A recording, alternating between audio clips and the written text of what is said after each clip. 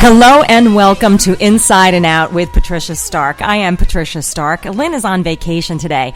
I have what I'm hoping is going to be really a terrific show today. I think that you'll agree.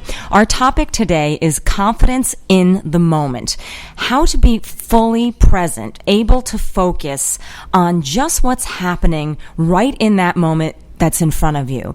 And I know that you know what I mean as far as we carry around this baggage. We are thinking about what happened yesterday or what happened right before we're about to do something else, or we're worrying about what's about to happen in the future.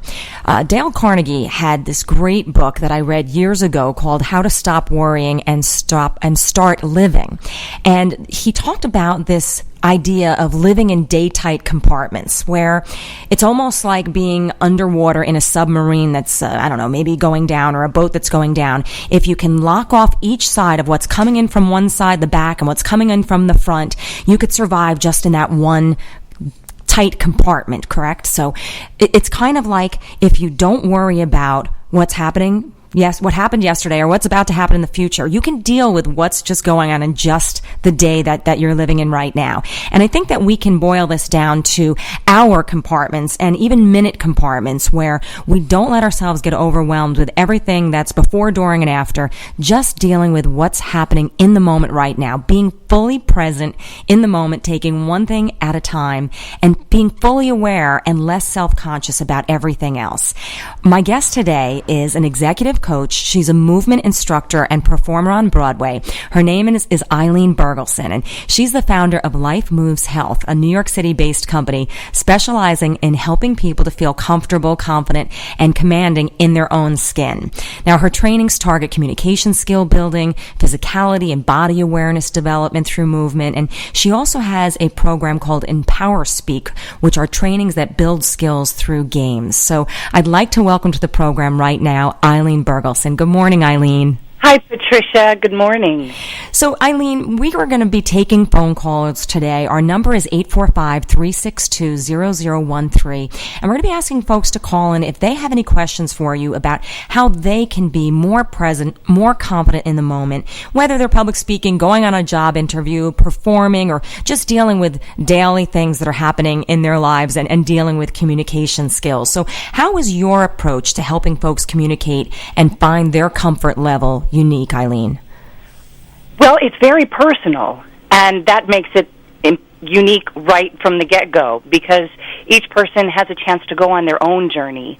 I wanted, through the body of work that I offer through coaching and through trainings, to create an environment in every instance where people could manifest their own ahas. That's the most powerful transformation, is when we realize what we need to do ourselves. Mm-hmm. And so we gain so much through play. We build skills, and we make these discoveries, and we create memory for ourselves that is the foundation of our confidence. And we learn so much by screwing up that I wanted to combine the two. I thought screwing up was a perfect phrase for really what's happening, because by creating a moment where something doesn't go the way we plan on it, we actually raise our awareness, and then we raise our potential. So we're really literally screwing up. Upwards motion rather than downwards. And yeah. I really like that you're bringing up screwing up in such a positive way, because I think that we all walk around so afraid to make a mistake, so afraid to screw up, that causes its own problems, where we really need to let go and know that that's probably the time that we learn the most. Exactly. That is absolutely the time we learn the most. Yeah. Well, our number today, again, is 845-362-0013. And I know that this is a sensitive situation. It's hard for people to talk about their confidence struggles or when they don't feel confident in their own skin. You don't have to use your name today. When you call in, you can just ask a question, and Eileen and I can talk about it. So please feel confident in calling in, that you don't have to feel like you're being put on the spot. So, Eileen, how would you say, now I know that you're very into body movement and that mind-body connection, and how our body affects our ability to communicate with confidence. Can you speak to that a little bit? Absolutely. And this ties right back into the training that I have as a performer. Our body is a vehicle of expression. It's part of how we communicate. And our body language can easily influence how we come across, but it can also influence our internal state. So if we're relaxed and we're accessible physically, we're going to put that out there, and people will automatically be at ease in front of us and in our presence, and they'll be more receptive to our message. And if we feel at ease in our own skin, strong and centered in our own body, then that feeling will also translate into greater confidence inside of ourselves as we communicate. So how we feel in our bodies, how connected we are, I liken it to a partnership. We're in partnership with our bodies, and how in sync we are, aware and plugged in, can really make a tremendous difference in terms of the fluidity of our communication and our ability to be present in the moment. Yeah, I totally agree that when you are comfortable with yourself, you have a certain vibe, a certain air of confidence and comfort about you that people do feel. But the goal is to get to that place. So what are some things that you suggest to people to help them find that internal comfort and confidence that exudes to the people around them? Well, I'd say, first of all, we need to remove some of the white noise. There is a lot of competition for our attention throughout the day, and even more so now when everything is beeping and buzzing and calling at us yes. the angle, right? So that sense of finding the thing that helps you quiet your mind.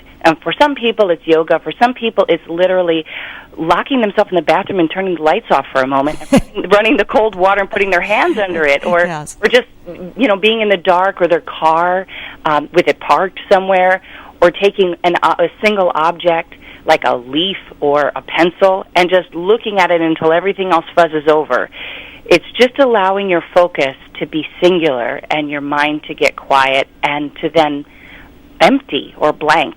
Yeah, which I think that, especially as you point out in today's technology age and with so many things going on and so much on everyone's plate, that the concept that you're describing probably sounds really foreign to people, because the only time that they even stop for a moment is when they lie down at night, and then many times can't even turn off their own brain and thoughts at that moment. Exactly.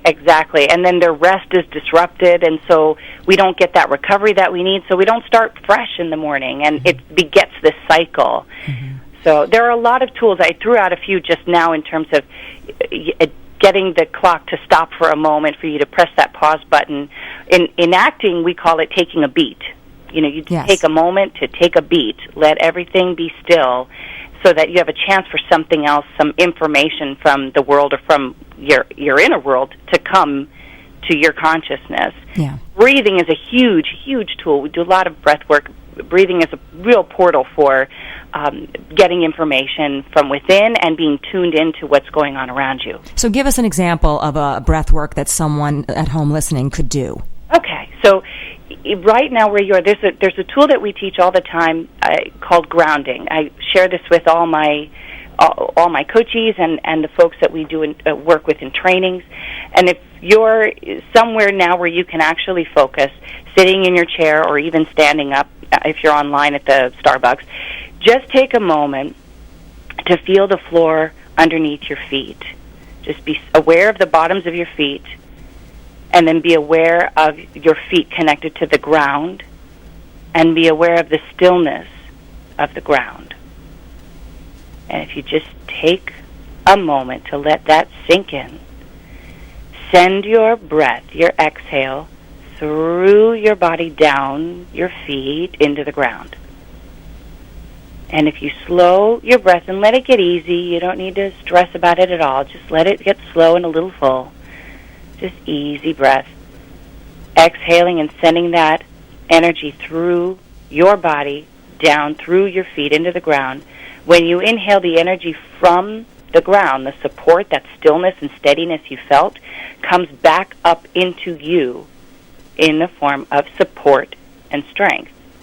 I love it. I was doing it as you were describing that, and I really could sense what you were describing. And I liken it to feeling like this really sturdy tree with deep roots in the ground. It was actually a great feeling, Eileen. Oh, fantastic! This is such an easy tool to apply, and the more we practice it, the easier we're able to tap into that feeling, that sensation of being plugged in, it almost instantaneously. And it's the kind of thing you want to bring in when somebody starts to go off, starting an argument with you, or you have a moment where that's provocative, where you're feeling like you're having an emotional reaction and you're not able to respond thoughtfully.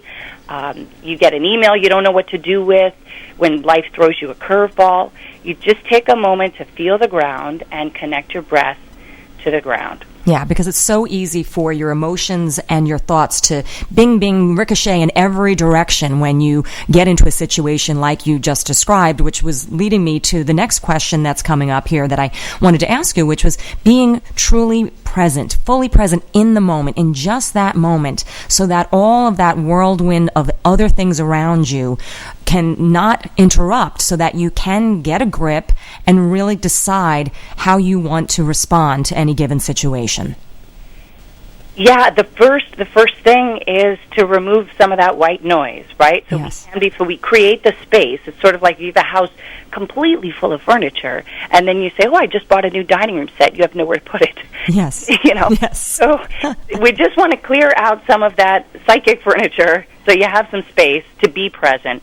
And multitasking is the other nemesis. Yes. So in that moment that we know we need to be present, maybe it's an important conversation that we're having with our kid or our boss or whomever, to remove any other ties that we have to being present to other parties, or to reduce that to the amount that we can. Just as much as we can cut it out, cut it out. And then the other thing that I would say is really key is to get very real about our intention for that exchange. So to ask yourself, what do I really want to have happen here? If I want to be fully present, I need to be open and receptive to this other party. Am I in a place right now where I'm open to taking them in? Am I able to pick up on their behavior, their responses, or am I just trying to get something across to them? Mm-hmm. Because if we're in that space where we're just trying to push our message out, we're not receptive enough, we're not present enough to actually receive and have a really present exchange. Yes, absolutely. And just to touch on something you mentioned before about multitasking, I think that you're right. I think that it is a bigger issue than people realize. I mean, people actually pride themselves on being great multitaskers and juggling 8 balls in the air at once. Yeah, and I have absolutely shared in that feeling of triumph. Yes. I pulled it off. But we have to be real with ourselves in that there's always a compromise. And, in fact, when I do some of the corporate trainings that I do or guest speaking while I come in a keynote, we do an exercise on this on listening and being present, where we play a game. And everybody, sometimes we have a very large room full of people, and we break up into groups, and we create a game with anywhere from 3 to 6 people as a team. And in this listening exercise, we can see how there are holes in our ability to really be fully present and carry a clear line of communication through, to have that solid exchange with somebody the minute we add a distraction in, any distraction. Yeah, like such shiny objects. And I think that so many times when we are in that communication, when we're listening to somebody else, we're only half listening because we're actually in that moment trying to formulate what we want to say next, rather than just really being with what they're saying until we start to do that. Yes, very interesting. If you watch really good stand-up comics, and hosts will do this too, especially the ones who have a stand-up comedy background, they have trained themselves so much to be drawing on what they get in that moment and not just focused on what they're going to say next, but to actually have some part of their consciousness really open and aware and tuned in to what is going on in that moment, because it can actually be part of what happens and how they respond. So it takes a bit of practice to leave the space for that other person's contribution to be part of what's going on in the moment for you. Yeah, because we're so intent on what we want to have happen and not realizing that the other part of the exchange is just as important as what ours is. So how can folks learn to be less self-conscious? So we're in this moment and we're getting these emotions and we're trying to ground ourselves. So we are focusing on ourselves and we have to focus on our body because we need to ground ourselves. So it's almost like a contradiction of being self-monitoring, but yet letting things go enough to where we're not feeling self-conscious and not comfortable in our own skin. Right. When we're self-conscious, it's a message coming up from our body that it's trying to create resistance. It's a way of not being present in the moment. So if we first take a moment to be honest with ourselves and recognize, oh, I'm getting in my own way here. I'm blocking the potential for this exchange right now because I'm nervous, because I'm attached to it, there being a certain outcome, because I want this person to like me, because I want this person to think I'm impressive or intelligent or whatever. You know, there are things that come up that create a self-consciousness. And if we can just take a moment to be really honest, then it won't hijack us. Yeah. Yes. Right? Yeah, no, absolutely. And I think that people are doing that all the time. So we do have a caller. Our live call-in number is 845-362-0013. We're on the phone with executive coach, movement instructor Eileen Bergelson of LifeMovesHealth.com. And our caller next, I believe, is Bill. Hi, Bill. Are you on the line? Good morning, ladies. Good morning. Do you have a question for Eileen? Yeah, I love what you were saying. Do you have a program that could be adapted as a mandatory course in schools? It can be adapted to schools as well. We've actually worked with some institutes and companies, whatever the organization is.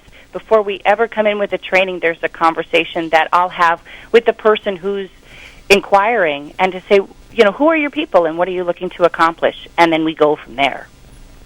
Oh, I was going to say, wouldn't that eliminate bullying and suicides in the schools if that was a mandatory course?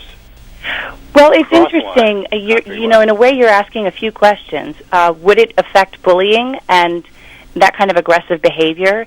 And would it have that effect if it was mandatory? Which are, I don't know if you thought of it as two different questions, but as I'm listening to you, I realize you've got two really great questions in that question that you've asked me. And the first is to say, I think if a program is mandatory, the way for it to be successful is to immediately create an opportunity for the people who have to be there to want to be there. So I don't think it would just be successful in and of itself if everybody had to take it. And that's one of the things that we stress. When I come in, the first thing I do is connect with people so that we can make that leap, so that if there were school kids who had to take it, that we create a transition in the very beginning where people realize, oh, I want to take this. This is going to be cool. This is going to be good for me in a way that I want. And then in terms of bullying and aggressive behavior, yes, it will definitely impact or can impact that kind of behavior. But also if the children who are participating are getting a stronger sense of self-worth and confidence in themselves as they proceed. So that sense of acceptance of themselves, and we have such a non-judgmental atmosphere. It's all about taking risks and having fun, and we support every person in the room to do the same thing. That's part of the fabric of the training, and I think that's really key, so that people realize they are in it together, and it only tanks when somebody doesn't show up, when somebody withholds, when somebody doesn't take a risk. That's when things go south. It can't go wrong if everybody's trying. It doesn't matter what happens as long as everybody's putting themselves out there. Oh, how about as a substitute for we lost prayer in school. Mm-hmm. So how about, something like 5 or 10 minutes of silence, and, like with your instructions there, what to do during that period. I think what you're getting at, Bill, is like a meditation time, and I think that's actually an excellent suggestion, because then for those people who do have a strong faith in whatever religion they believe in, they could use that time for that, or other people could use it as Eileen's suggestion to just calm that white noise, calm their minds. Eileen, don't you think that's a great suggestion? Absolutely, and I think with kids, the more that we create a bit of a structure around it, because they're so used to having so many bells and whistles go off around any situation, that to just leave it as a blank slate might make their minds wander into a lot of different directions. But if we created a structure for that transition into silence and simplicity, it might be really, really rewarding and very powerful. Yeah, Bill, thank you so much for your call. We really appreciate it. Okay, thank you, ladies. Have a nice day. You too. Yeah, Eileen, I think that he brings up a lot of good points there, because so much of the things that I see in my training, especially with communication skills and public speaking, is a lot of these problems stem from people at young ages not finding these skills on how to handle communicating and not having a fear of public speaking. So to start at younger ages with people, I think, is enormously important. Absolutely, and they'll discover who they are as they continue to think about their message and to deliver their message, and who we are and what we want to bring to this world. We only get clearer and clearer on as we put it out there. So the younger we start, the clearer we'll get. Yeah, absolutely. So a lot of our listeners deal with issues like public speaking and fear of getting up in front of a group, and maybe they have to do it at work, but it's only every once in a while. So every time is excruciating because it's like the first time, and it's not something that maybe they're seeking to become a speaker, but it's something that they have to do. When you work with people, what would you say are your top 5 public speaking tips? Well, I mean, there are always the logistic ones, like have water nearby and go to the bathroom beforehand. But outside of that, I would say remember that it's about them. Yes. When we speak, it's about our audience, and our role is to host that audience's experience. So whatever it is that we're trying to convey, whatever that message is, it's not about the message as much as it's about the audience being able to do something with the message. So how have I made this message accessible? Am I putting this in a way that relates to them? How would they see this or hear this? And how am I addressing that so they can recognize the importance of what is being said here? So make it be about them and their needs and not about you. Exactly. And the minute we do that, a lot of this stress stuff goes away. I agree. Right? Because then our attention is really where it belongs, which is on the other party and on creating an exchange in partnership with the other party. We can't do it without them, frankly. We're just some crazy person talking to a wall if we don't have an audience. Exactly. So. And also, building on what you're saying, I think so important to have some kind of a rapport with them beforehand. A lot of times when people have to get up in front of strangers, it's a lot harder to look at strange faces. But if you can kind of mingle with them and meet them before getting up, don't you think that makes a big difference? It can, and for some, it depends if someone is more fearful when they're speaking to strangers versus more fearful when they're speaking to people that they know. Which is true. You're right. Some people are more afraid when it is people they know. Yeah, but I agree with you. Having that moment before the speaking engagement to really connect on some kind of level and understand, oh, I see you, I recognize you, you're somebody specific to me, helps that acknowledgement carry over into the public speaking and makes it more personal.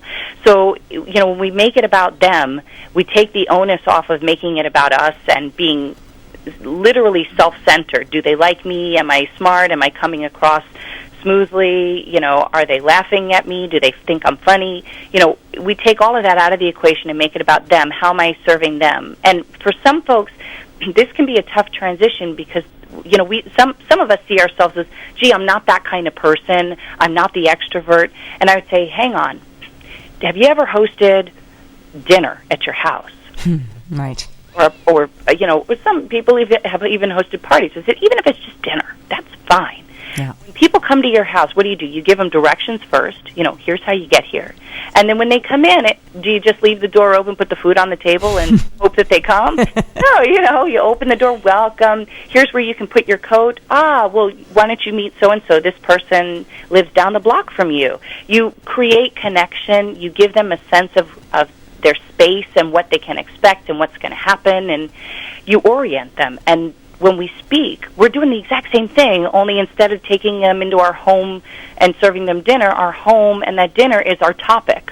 Yes. Oh, I love that. That's very good. And I think that it's also important to kind of point out to folks listening that there's this great book from a few years ago, and unfortunately I can't remember the author's name right now, but it was called All Speaking is Public Speaking. And it is so true that it's not just about, do I have to get up in front of a room of people? You're public speaking every single day, and people struggle with this in so many different ways. Absolutely. For the people that I work with who say, I have a tough time putting together a concise message, I ramble too much, I say join the club, because that's actually, for some of us, myself included, continues to be something I'm working on. Yeah. But when you leave a voicemail message, that's a perfect opportunity to practice that skill. Yes, absolutely. So you're practicing that public speaking skill every time you leave somebody a voicemail message. You're right. So what about some other tips? Since all speaking is public speaking, what are some other tips to be fully present in that moment and confident in that moment when it comes to communicating? Okay, so we talked about making it about them. What I would say is, the next tip is to focus.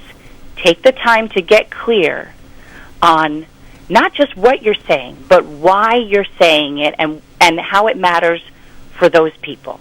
And if you can stay with that focus, you can always come back to it when you get distracted. Always come back to your sense of purpose. Yes, very good. Right? Prepare your message, prepare your content. This is the stumbling block for folks who like to be spontaneous. They feel like it'll kill their mojo if they prepare. But even a small skeletal preparation can be very key to staying on point. So prepare your content, prepare your environment, make sure that the room is set up the way you need to, or if you're going to have a conversation in your office, that you hold the calls or you close the door.